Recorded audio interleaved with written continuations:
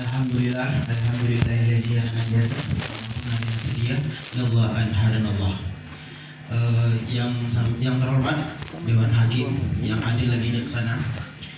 Seterusnya rekan-rekan panitia yang sama-sama kita hormati, Bapak, Ibu, ofisial, dan juga rekan-rekan sesama finalis yang saya hormati, dan seterusnya kepada adik-adik Man 2 Siujung yang telah hadir dalam ruangan ini. Sebelum saya mempresentasikan hasil karya saya, izinkanlah saya memperkenalkan nama. Saya Hidayatullah dari nomor 8, perwakilan dari Kecamatan Kota Tugu. Dalam lomba ini saya mengangkat judul adalah pencegahan musibah pandemi COVID-19 dalam Al-Quran. Oke, yang pertama, pandemi itu adalah satu permasalahan yang sangat besar yang sedang dihadapi oleh dunia saat ini dan juga beberapa tahun sebelumnya. Dan yang paling terakhir adalah pandemi COVID-19 atau COVID-19.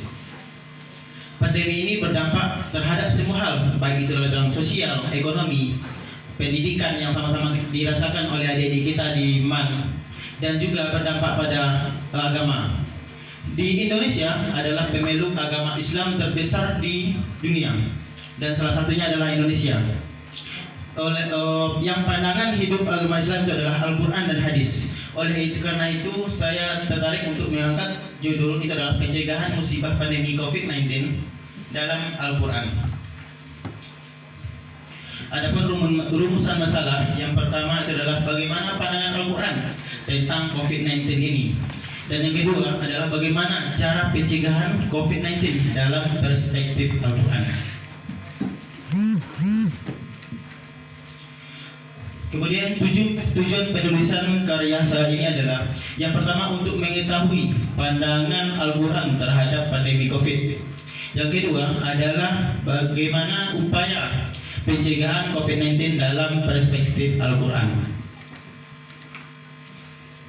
Untuk di landasan teori, pada karya saya ada dua buah. Yang pertama adalah pengertian COVID-19 dan kedua adalah perkembangan COVID-19.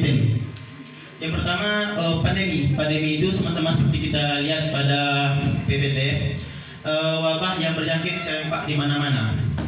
Kemudian COVID-19, COVID itu adalah singkatan dari Coronavirus Disease.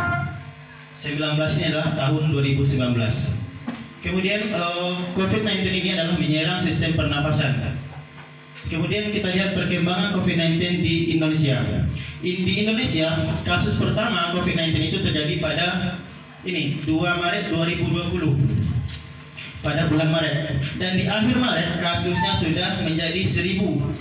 Pada pertama ini 2 Maret ini hanya terjadi 2 kasus. Sedangkan pada akhir Maret sudah terjadi kasus itu 1524 kasus. Begitu dahsyatnya dan sangat drastisnya perkembangan kasus COVID-19 di Indonesia. Dan kita lihat pada bulan April itu kurang lebih 10 kali lipat perjumlahannya. Itu adalah sekarang lebih 10.118 kasus. Oke. Nah, ini COVID di dalam Al-Quran.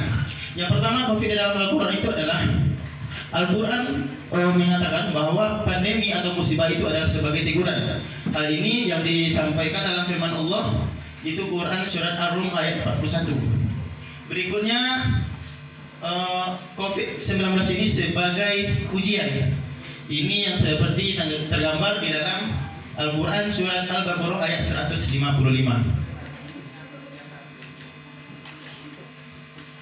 Nah, yang berikutnya adalah pencegahan COVID-19 menurut perspektif Al-Quran. Yang pertama adalah kita dengan menjaga kesehatan dan kebersihan, seperti yang tergambar dalam Quran surat Al-Baqarah ayat 168. Dan juga yang kedua adalah kita beristirja kepada Allah Subhanahu wa Ta'ala. Nah, berhubung dengan kalimat istirja ini, itu adalah inna lillahi wa inna ilaihi raji'un. Dan kebanyakan dari kita hanya mengucapkan ini ketika adanya musibah kematian saja. Padahal sebenarnya adalah setiap musibah kita harus beristirja kepada Allah dengan mengucapkan inna lillahi wa inna ilaihi raji'un. Ini yang di firman Allah dalam Quran surat Al-Baqarah ayat 156. Oke, terima kasih. Baik.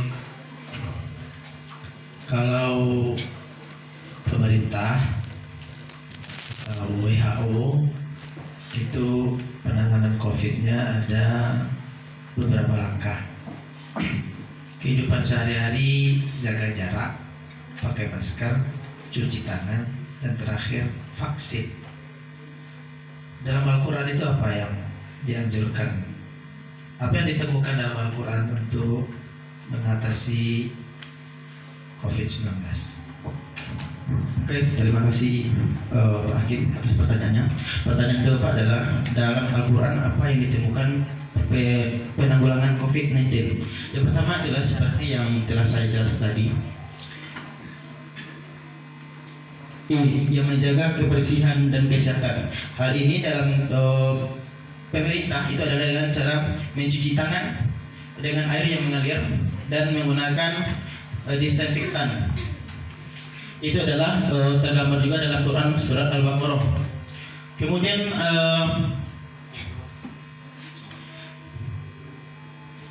dalam pemerintah juga memberikan pencegahan COVID-19 itu dengan cara lockdown. Nah, lockdown ini adalah Nabi Muhammad SAW bersabda, jika kamu mendengar suatu musibah di suatu negara, maka janganlah kamu ke negara tersebut, dan jika kamu yang tertimpa masalah tersebut, janganlah kamu pergi dari daerah kamu tersebut. Nah, ini adalah sama dengan halnya lockdown yang kita terapkan di Indonesia ini. Terima kasih.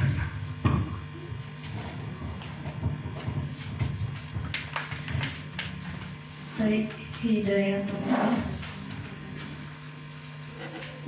Selama masa COVID-19 meningkat kemarin itu, kita banyak pencegahan-pencegahan yang dilakukan. Di antaranya seperti yang disampaikan tadi, sebagai seorang umat Islam yang beriman,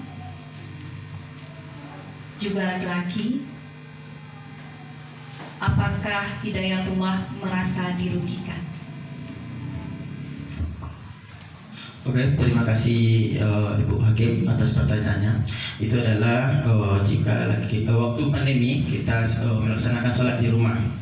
Nah, yang pertama ini ada dua jawaban saya, Bu. Yang pertama adalah saya merasa dirugikan. Yang kedua adalah saya tidak merasa dirugikan, artinya diuntungkan.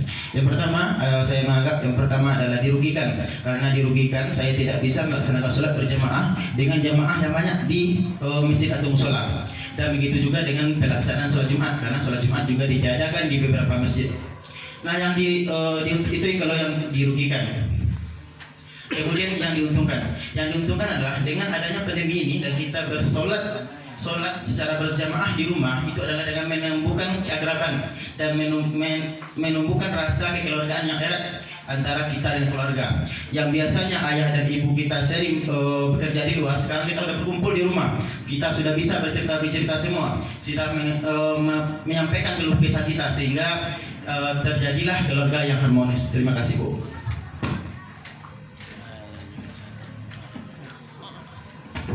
Oke, terima kasih Pak Hakim. Saya tutup. Assalamualaikum warahmatullahi wabarakatuh.